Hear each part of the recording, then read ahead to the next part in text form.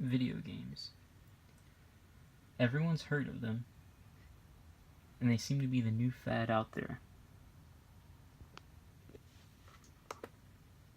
But can they really be beneficial? This question has made it into the court on a few different occasions, one being the Brown versus the Entertainment Merchants Association, where Brown thought that video games were too violent. This eventually led into video games requiring a rating based on violence and other things. This court case eventually ended in the favor of the game designers.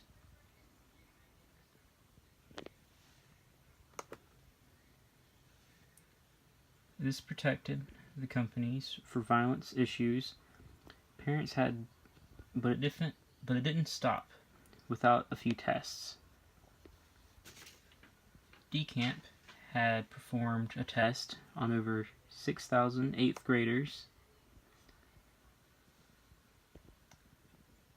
asking them several different questions, one of which was, do you play violent video games? With an obvious yes for almost all of them. And another being, do you play violently with others? Most of them going with a no or a maybe, making this test eventually go into there is a link, but not directly to the violence, where it also suggests there be more violence in other things that are around them, such as movies or violence at home. So this is a big no direct link. Now there are pros and cons to the video games. Some of the pros being it improves hand-eye coordination, communication skills, accurate decision making, and builds connections in the brain. It builds hand-eye coordination because of you can't look away from that screen just to look at your controller or keyboard, whichever you use.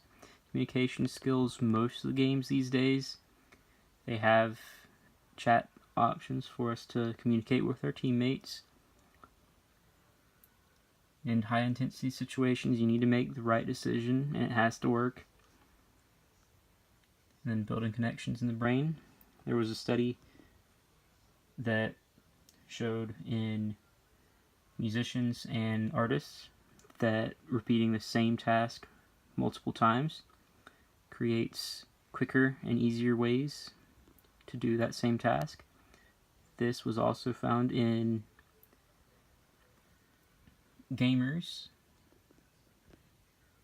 And some of the cons are the players can potentially lose a physical activity.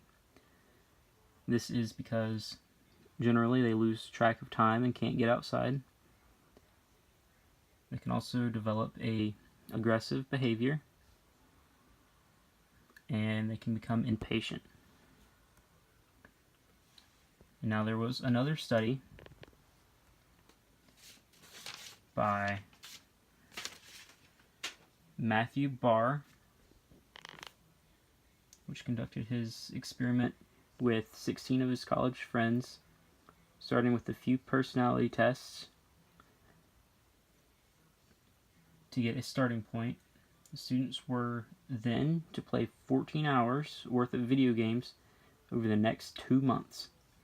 And at the end of it all, they were to take the same tests over, and the results showed there was an 81% increase for resourcefulness, there was a 75% increase for adaptability, and a 69% increase for communication.